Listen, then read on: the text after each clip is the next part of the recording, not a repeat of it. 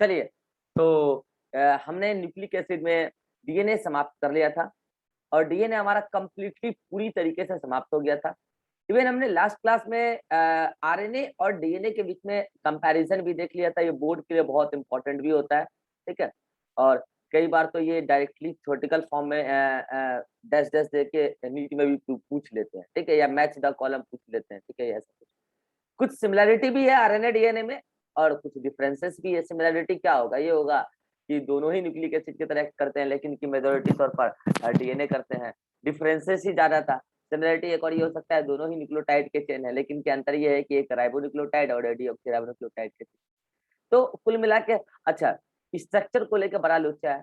Structure entirely different है RNA और DNA का, ठीक है? डीएनए का आपने डबल हेलिकल मॉडल पढ़ा, बहुत इंपॉर्टेंट है वो मॉडल वाटसन-क्रिक का, बहुत इंपॉर्टेंट है। आप इवन मास्टर डिग्री तक पढ़ोगे तो ये स्ट्रक्चर आपको काम आएगा, ठीक है? सब दिन काम आएगा, डीएनए का स्ट्रक्चर बहुत इंपॉर्टेंट है, ठीक है? ये सब मैंने आपको डीएनए के बारे में सिखाया, ठीक है? डीएनए का रेप्लिकेशन सिखाया, डीएनए का पैकेजिंग भी सिखाया था, सही याद हो। डीएनए का रेप्लिकेशन सिखाने के बाद हमने आपको दुनिया भर के न्यूमेरिकल कराए। कितने न्यूमेरिकल आपको कोई टीचर नहीं कराएँगे। मैं यहाँ ऑनलाइन में ज़्यादा न्यूमेरिकल करा रहा हूँ। मैं भी ऑफलाइन में नहीं करा पाता हूँ। ऑफलाइन में समय नहीं होता ना यार, लिखना पड़ता है, लिखवाना पड़ता है, तो वहाँ पे उतना न्यूमेरिकल संभव नहीं है ना? तो मैंने इतना न्यूमेरिकल भी करा दिया आपको, ठीक है? तो ये सब चीज़ें कराने के बाद अब क्या है कि अब आप सोच रहे होगे सर डीएनए रेप्लिकेशन तो पढ़ लिए, डीएनए का पूरा स्ट्रक्चर पढ़ लिए, तो न्यूक्लिक एसिड तो मेनली यही होता है डीएनए और आरएनए, तो आरएनए का तो आप बताए नहीं। तो यही आज हम आपको बताने वाले हैं कि आज से हम लोग क्या पढ़ने वाले हैं, another nucleic acid that is ribonucleic acid that is the RNA, ribonucleic acid, RNA, ribonucleic acid the another nucleic acid. अच्छा एक बात, आरएनए एसिडिक नेचर का है, ये भी इन्वेस्टिगेशन से पता चला होगा, लेकिन ये न्यूक्लिक एसिड तो है, ये सच बात है, क्योंकि न्यूक्लियस के अंदर भी पाया जाता है और ये एसिडिक नेचर का होता है, लेकिन ये नॉन जेनेटिक होता है। हाँ, कुछ ऑर्गेनिज्म के अंदर ये आज भी जेनेटिक है, ये सच बात है, ठीक है? लेकिन ये मोस्टली कैसा होता है, नॉन जेनेटिक होता है। आज हम आरएनए के ही बारे में सब कुछ पढ़ने वाले हैं, ठीक है? अच्छा एक बात देखिएगा, आरएनए पढ़ने के बाद हम लोग क्या स्टार्ट करेंगे, ट्रांसक्रिप्शन, ट्रांसलेशन, सो ऑन आगे बढ़ेंगे, ठीक है? लेकिन आज जो हम पढ़ेंगे ना, आरएनए की कुछ ऐसी छोटी-छोटी सी बातें हैं जो आपको आगे पूरे चैप्टर में अब काम आने वाला है, ठीक है? कई बार डायरेक्टली भी पूछ लिया जाता है, कई बार इनडायरेक्टली आपको अदर कांसेप्ट में काम आता है, ट्रांसक्रिप्शन में आरएनए का कांसेप्ट काम आता है, ट्रांसलेशन में आरएनए का कांसेप्ट काम आता है, इवन कई बार जीन रेगुलेशन में भी काम आ जाता है। ठीक है? तो अभी जो हम पढ़ेंगे आरएनए के बारे में, एनसीईआरटी में ऐसा अलग से कोई टॉपिक नहीं दिया है, ठीक है? लेकिन हम लोग को पढ़ना ज़रूरी है, तभी जाके ट्रांसक्रिप्शन, ट्रांसलेशन समझ में आएगा। ज़्यादातर पॉइंट डायग्राम जो होगा वो तो हम अभी आपके सामने बनाएँगे, ज़्यादातर पॉइंट थ्योरेटिकल है, तो हम चाहते हैं कि चीज़ों को एक्सप्लेन ज़्यादा करें। लिखा हुआ नोट्स है ही आपके पास, अभी मैं आपके सामने ले आऊँगा, तो हम चीज़ों को एक्सप्लेन ज़्यादा करें। जो चीज़ वहाँ लिखी हुई है, उसी को दोबारा लिखने में, थ्योरेटिकल चीज़ को ज़्यादा लिखने में फ़ायदा नहीं है। हाँ, डायग्राम तो मैं कभी भी स्किप नहीं करूँगा।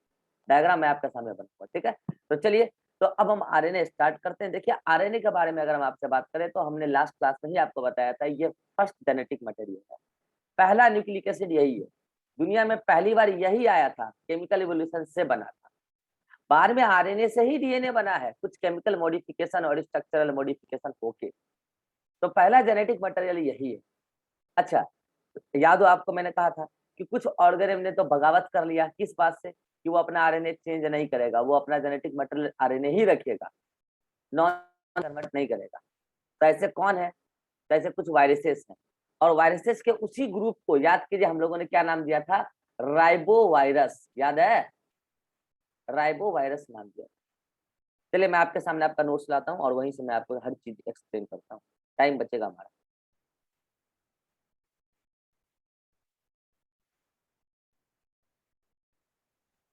मॉलिक्यूलर एक बहुत लंबा चैप्टर है, 12th का बहुत लंबा, और हम उम्मीद करते हैं इसमें नए चैप्टर हम समाप्त कर देंगे पूरी तरीके से।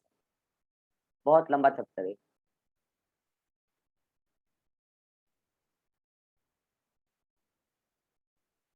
चल,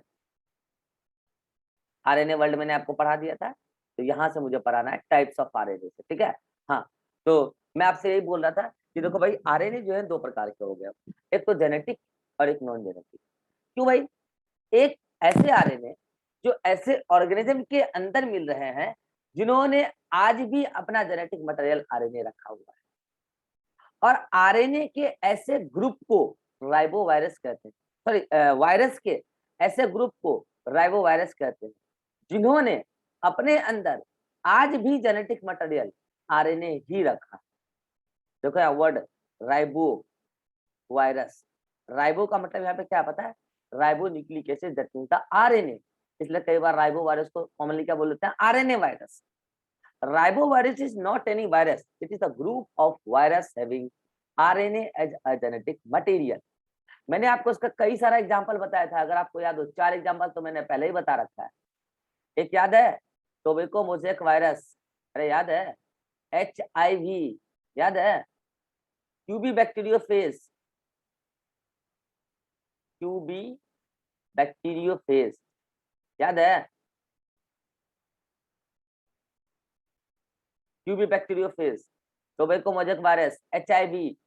2 एग्जांपल कल मैंने और ऐड कराया था, निशा ऐड कर लेना कल जब तुम गए थे, इसमें 2 एग्जांपल और ऐड कर लो। Ebola, Ebola virus. अच्छा, एक एग्जांपल इसमें और ऐड करो, बहुत इंपॉर्टेंट है, सार्स वायरस, सार्स वायरस। सुनो इस सार्स वायरस के बारे में, इस सार्स वायरस के बारे में सुनो। इसका फुल फॉर्म क्या है? कल भी बताया था मैंने, सीवियर एक्यूट रेस्पिरेटरी सिंड्रोम। ठीक है, सिंड्रोम का मतलब होता है ग्रुप ऑफ सिम्टम्स, सिंड्रोम का मतलब होता है ग्रुप ऑफ सिम्टम्स। ठीक है, रेस्पिरेटरी सिस्टम से related variety of group of symptoms एक साथ आ जाए, वो भी सीवियर कंडीशन में, तो उसी को बोलते हैं severe acute respiratory syndrome. Basically SARS is the severe case of pneumonia and this SARS, that means the severe acute respiratory syndrome caused by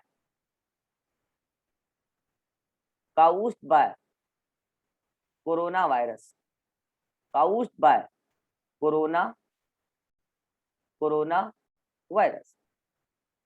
ठीक है, तो ये कोरोना वायरस से काउज होता है सार्स।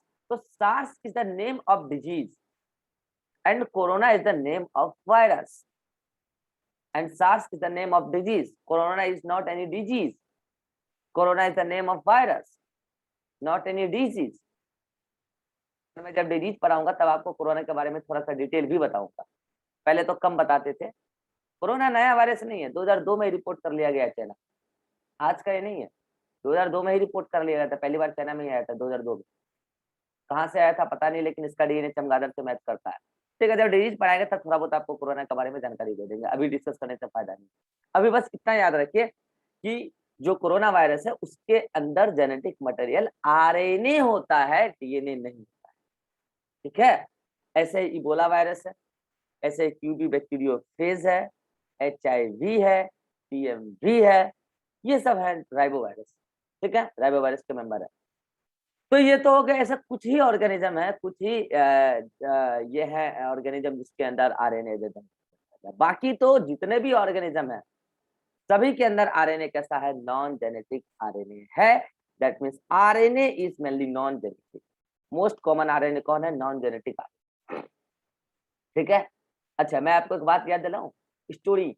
अच्छा निशा, लास्ट लेक्चर देख के आए हो ना?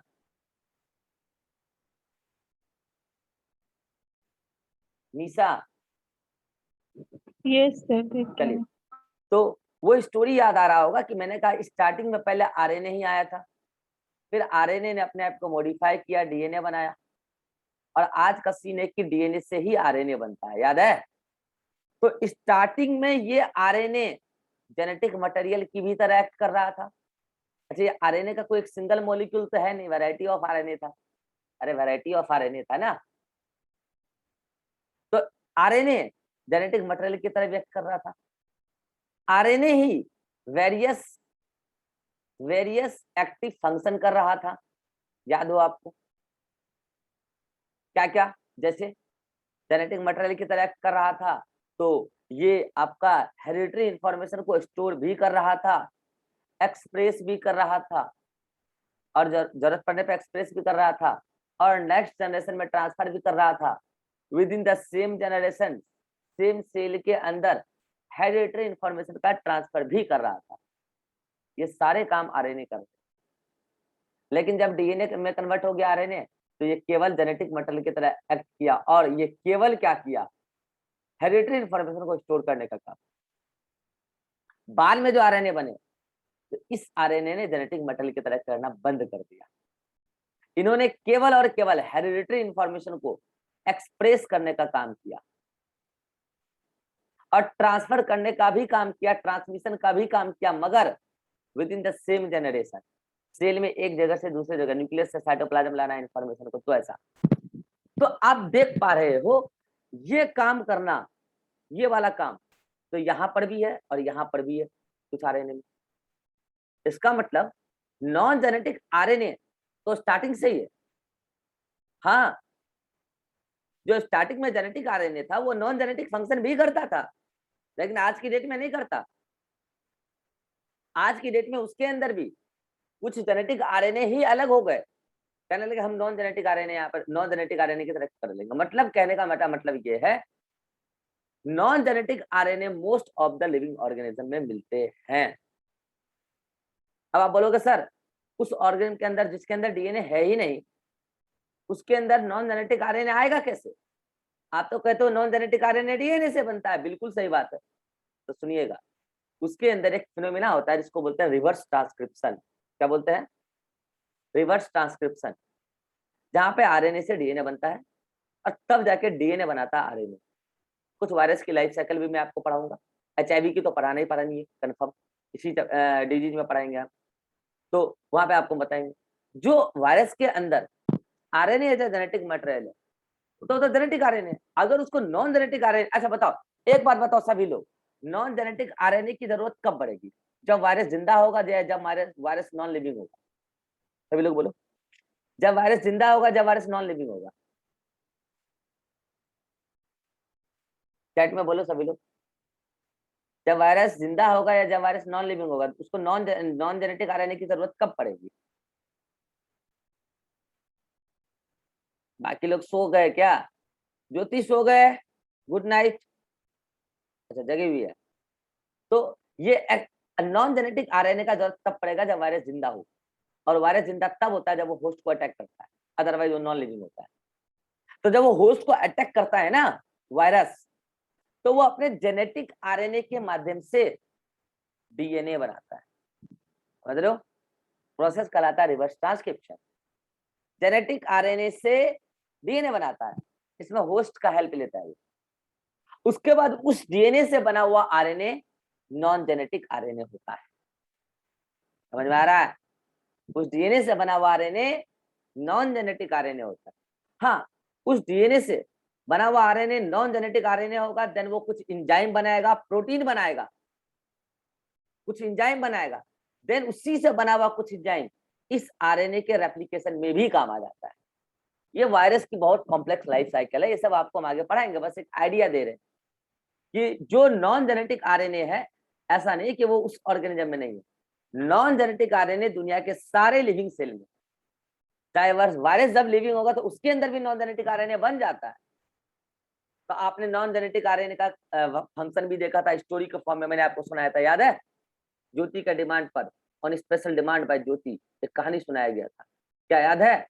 कहानी सुनाए थे हम आपको कि डीएनए तो बोला कि नहीं हम बैठे रहेंगे, हम तो भाई हम तो कहीं नहीं जाएंगे, हम तो अपना इंफॉर्मेशन को स्टोर कर लेंगे, और हमको ज्यादा बोलोगे तो हम यो नहीं करेंगे, ठीक है? हम स्टोर कर लेंगे। एक्सप्रेस तो मेरे से गलती से भी मत बोलना करने के लिए, अगर बोलोगे कि एक्सप्रेस करना है तो इनडायरेक्ट वे में अपने कोड को बता देंगे, लेकिन डायरेक्ट वे में हम अपने कोड को कभी नहीं बताएंगे। ये सब कहानी मैंने आपको सुनाया। फिर हमने कहा कि जब वहां से कोड को सेल को बताना पड़ेगा तो डीएनए तो डायरेक्टली बताएगा नहीं, तो एमआरएनए बनेगा, एक टाइप का आरएनए। देखो, फिर उस कोड को कोई और रीड नहीं कर सकता सेल के अंदर, आरएनए ही रीड कर सकता है। वो था आरआरएनए, याद करो, आरआरएनए। आरआरएनए उसको रीड करता है, फिर हमने ये भी कहा कि आरआरएनए उसको रीड कर लेता है, फिर उसका सामने में अमीनो एसिड लाना पड़ता है, तो आरआरएनए तो नहीं जा पाएगा, एमआरएनए तो खुद वहीं पर है। तो फिर एक आरएनए होता है टीआरएनए, वो साइटोप्लाज्म में से ढूंढ ढूंढ के लाता है अमीनो एसिड को। ये सारी स्टोरी के फॉर्म में मैंने आपको बताया था। तो इस डाइवर्स फंक्शन के बेसिस पर ये सभी काम बिजी काम है, एक्टिव काम है। इस डाइवर्स फंक्शन के बेसिस पर आरएनए, नॉन जेनेटिक आरएनए 3 प्रकार का, rRNA, tRNA, mRNA, non genetic RNA. ये जेनेटिक मटेरियल की तरह नहीं कर रहा, और ये दुनिया के सारे लिविंग ऑर्गेनिज्म, इनफैक्ट जब वायरस भी जिंदा होगा तो उसके अंदर भी मिलेगा। सारे वायरस में नहीं मिलता, लेकिन मिलता है मेजोरिटी। तो ये नॉन जेनेटिक आरएनए होता है 3 प्रकार का। आज के बाद आप पूछ लीजिए भेजे, कभी वाइवा में आपको बोल दिया गया टाइप ऑफ जेनेटिक आरएनए, बोलना टाइप ऑफ जेनेटिक आरएनए है ही नहीं। बोल देना जेनेटिक आरएनए अलग अलग वायरस में अलग टाइप का हो सकता है, लेकिन एक ही ऑर्गन के अंदर अलग अलग टाइप का नहीं होता। जेनेटिक आरएनए जेनेटिक आरएनए बोलेगा जब वो टाइप्स ऑफ आरएनए, तो अंडरस्टूड है कि वो किसके बारे में बात कर रहा है, नॉन जेनेटिक आरएनए के बारे में बात कर रहा है, 3 प्रकार का। अब बोलेगा किस बेसिस पर, तो लीजिए आप लोग चाहे तो अपने नोट्स में ऐड कर लीजिएगा यहाँ पे, क्या, on the basis of structure and various function, structure और फंक्शन के बेसिस पर। लीजिए इसको स्क्रीनशॉट ले लीजिए, नोट कर लीजिएगा नोट्स। फंक्शन और स्ट्रक्चर के बेसिस पे 3 टाइप का आरएनए बच्चा, ठीक है। अच्छा, सेल के अंदर डीएनए का कोई टाइप नहीं मिलता, एक ही जैसा है, बस न्यूक्लियस के अंदर है तो है, न्यूक्लियोटाइड सीक्वेंस अलग अलग हो सकता है। ऐसा नहीं बोलोगे कि डीएनए का काम अलग अलग, अरे एक ही काम है सबका, डीएनए का एक ही काम है। क्या काम है? हेरिडिटरी इन्फॉर्मेशन को स्टोर करके रखना है। एक्सप्रेस करेंगे तो इनडायरेक्टली करेंगे, डायरेक्टली नहीं करेंगे, इनडायरेक्टली करेंगे कोड के फॉर्म, ठीक है। कभी भी ऐसा नहीं होगा कि हम इस सेल के अंदर ट्रांसमिशन कर रहे हैं हेरिडिटरी इन्फॉर्मेशन का, नहीं। ट्रांसमिशन करना होगा तो डायरेक्ट नेक्स्ट जनरेशन में करेंगे, आरएनए रेप्लिकेशन, डीएनए रेप्लिकेशन करके, सॉरी।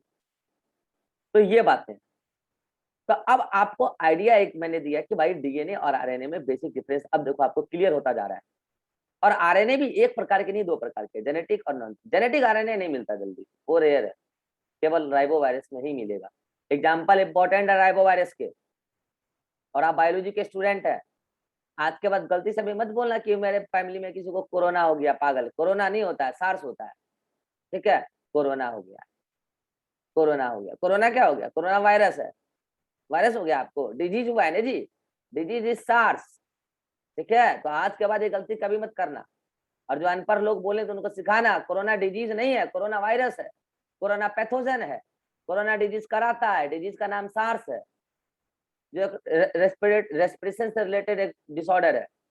आम भाषा में उसको बोलना कि निमोनिया का खतरनाक फॉर्म है सार्स, ठीक है। बाकी हम आपको डिजीज के बारे में, कोरोना के बारे में सब बताएंगे, ठीक है। तो ये अब इसके बाद जब देखिए स्टडी तो रुकी नहीं है ना, जेनेटिक्स की स्टडी कंटिन्यू है। आज की डेट में साइंटिफिक, स्क्रीनशॉट लेना है जल्दी से लीजिए, मिटाएंगे स्क्रीनशॉट, लीजिए मिटाएंगे। हाँ, तो स्टडी तो रुकी नहीं है ना।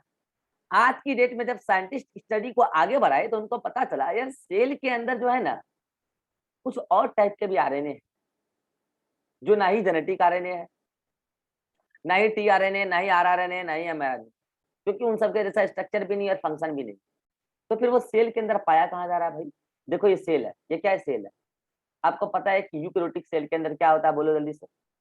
न्यूक्लियस, ये न्यूक्लियस है, ठीक है। तो कुछ साइंटिस्टों को आज की डेट में ऐसा लगता है, मिला है कि कुछ आरएनए ऐसे हैं जो न्यूक्लियस के अंदर, छोटे छोटे से आरएनए हैं न्यूक्लियस के अंदर, डीएनए से ही बनते हैं। देखिए एक बार ठूस लीजिए भेजे में, जेनेटिक आरएनए को छोड़ के दुनिया में जो भी आरएनए है सब डीएनए से बनता है, by transcription, by transcription. Genetic RNA को छोड़ के दुनिया में जो भी आरएनए है, दुनिया में जो भी आरएनए है वो सब डीएनए से ही बनता है, एक्सेप्ट जेनेटिक आरएनए, ठीक है। हाँ, तो साइंटिस्टों को आज की डेट में ऐसा लगता है कि न्यूक्लियस में और भी कुछ छोटे छोटे से आरएनए हैं, तो उसको साइंटिस्टों ने क्या नाम दे दिया? S N RNA. एस का मतलब क्या है यहाँ पे? स्मॉल। एन लगाना मत भूलिएगा, अगर एन लगाना भूल जाइएगा तो गलत हो जाएगा। क्यों? मैं आपको बताऊंगा अभी, आगे बताऊं क्यों। पता है, ये जो टी आरएनए है ना, इस टी आरएनए को ही बोलते हैं एस आरएनए, ऐसे ऐसे लिखते हैं एस आरएनए। इस एस का मतलब होता है सोल्यूबल आरएनए। सुनेगा ध्यान से, इस एस का मतलब होता है सोल्यूबल आरएनए, ठीक है। और यहाँ कैपिटल एस और स्मॉल एन लिख दें तो इसका मतलब सोल्यूबल नहीं है। यहाँ ये कैपिटल एस भले ही लिखा है हमने डिजिट, लेकिन इसका मतलब है स्मॉल, और यहाँ स्मॉल एन का मतलब है न्यूक्लियर। ये बात ध्यान रखिएगा, क्वेश्चन एक बार आ चुका है एम्स में और बच्चे गलत कर दिए थे। ये वाला डिजिट एनसीईआरटी में है लेकिन ये वाला नहीं है, तो ध्यान रखिएगा।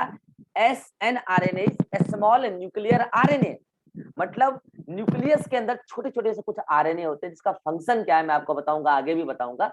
अभी आप चाहे तो यहाँ पे नोट कर सकते हैं। इसका काम ये है, जब आरएनए बनता है ना, तो मैं आपको आगे बताऊंगा, आरएनए के अंदर ऐसा एबिलिटी होता है कि वो अपना प्रोसेसिंग खुद करता है, सेल्फ प्रोसेसिंग, और उसी में हेल्प करता है। आरएनए खुद आरएनए में हेल्प करता है। तो आप इसके बारे में बस अभी इतना फंक्शन याद रखिए, मैं आपको आगे एक्सप्लेन करूंगा। Helps in self processing, self helps in self processing of RNA. Screenshot ले लीजिए तो नोट्स में ऐड कर लीजिएगा। Helps in self processing of RNA, RNA के सेल्फ प्रोसेसिंग में इसका रोल है। कहाँ पाया जाता है? तो अगर आपको ये नहीं पता हो कहाँ पाया जाता है तो लिख लीजिए, नहीं तो बाद में चीते बन के शिकार कीजिएगा। लिख लीजिए इसके बारे में। Found in nucleoplasm, in eukaryotes, in eukaryotes, eukaryotes में न्यूक्लियोप्लाज्म के अंदर पाया जाता है। कई लोगों का ऐसा भी दावा है कि प्रोकैरियोट के साइटोप्लाज्म में भी मिलता है, लेकिन ये कंफर्मेशन नहीं है। जब यहाँ मैंने वर्ड ही लगा दिया एन, मतलब न्यूक्लियर, मतलब न्यूक्लियोप्लाज्म में मिलेगा ना यार, प्रोकैरियोट में तो न्यूक्लियस होता नहीं है ना, ठीक है। तो एक एसएन आरएनए हो गया, ठीक है। तो इसका तो फंक्शन फिर भी पता चल चुका है कि आरएनए के सेल्फ प्रोसेसिंग में इसका रोल है, एसएन आरएनए का। एक और आरएनए होता है एससी आरएनए, एस मतलब अगेन स्मॉल एंड ये सी मतलब साइटोप्लाज्मिक। एस मतलब स्मॉल और सी का मतलब साइटोप्लाज्मिक। ये साइटोप्लाज्म में कुछ छोटे छोटे से डीएनए है। अब आप बोलोगे सर साइटोप्लाज्म में ही तो आरआरएनए, टीआरएनए और एमआरएनए बन के आता है। हाँ वो तो है ही, उसके अलावा बोल रहे हैं ना, छोटे छोटे से कुछ डीएनए है। अच्छा एक बात बताऊं आपको, इस स्मॉल साइटोप्लाज्मिक आरएनए का फंक्शन आज तक क्लियरली पता किसी को भी नहीं। काम चल रहा है, पता लग जाएगा तो आपको व्हाट्सअप कर देंगे, ठीक है। अभी तक किसी को पता नहीं है, पता नहीं कब तक पता लगेगा। लेकिन कुछ साइंटिस्टों का ऐसा दावा है कि ये एससी आरएनए जो है प्रोटीन सिंथेसिस के बाद प्रोटीन के मॉडिफिकेशन में हेल्प करता है। Helps in modification of protein, protein के मॉडिफिकेशन में इसका रोल है। कुछ साइंटिस्टों का ऐसा दावा है, लेकिन क्लियरली कोई कुछ नहीं बोल रहा है अभी, ठीक है। रिसर्च जारी है। इसके बारे में हमें पता है कि ये सेल्फ प्रोसेसिंग में हेल्प करता है, पूरा एविडेंस है। लेकिन एससी आरएनए के बारे में कुछ खास बातें पता अभी तक नहीं लग पाई है। रीजन उसका ये है कि ये सेल के अंदर साइटोप्लाज्म में पूरा बिखरा पड़ा रहता है, काफी छोटा आरएनए है। इसका फंक्शन पता लगाने में बहुत समय लगेगा, काफी हाई क्वालिटी का माइक्रोस्कोप चाहिए, काफी हाई क्वालिटी का वीडियोग्राफर चाहिए, तब जाके हम कुछ हो पाएगा, ठीक है। खैर हटाइए, कुल मिला के अब आपके सामने आरएनए का एक ओवरव्यू मैंने आपके सामने रख दिया। स्क्रीनशॉट लिए जल्दी से मिटाऊंगा मैं। ये देखिए क्या है, ये वाला ये है स्मॉल साइटोप्लाज्मिक आरएनए, और ये क्या है स्मॉल न्यूक्लियर आरएनए। ले लिए स्क्रीनशॉट। तो अब आपके सामने आरएनए का पूरा ओवरव्यू तैयार है कि एक तो जेनेटिक आरएनए होता है सर जी, नॉन जेनेटिक में एक होता है आरआरएनए, एक होता है टीआरएनए और एक होता है एमआरएनए, ठीक है। और इसके अलावा दो छोटे छोटे से आरएनए हैं, एक न्यूक्लियस के अंदर और एक साइटोप्लाज्म के अंदर। इनका तो फंक्शन फिर भी पता है, इसका पता नहीं होता। तो ये मैंने आपको आरएनए का टाइप्स बताया। अब आपकी सिलेबस में क्या है, एक एक करके हम लोग इसको पढ़ेंगे। पहले आरआरएनए, तब टीआरएनए एंड देन एमआरएनए। यहां तक अगर कोई डाउट हो तो बोलिए। Jyoti any doubt? नहीं sir. Anisa? No sir. Ribha? No sir. चलिए अगले मीटिंग में स्टार्ट करते हैं हम लोग क्या, RNA अगले मीटिंग में लेते हैं। यहाँ तक जल्दी से देख लीजिए, नोट्स में ऐड कर लीजिए तब तक।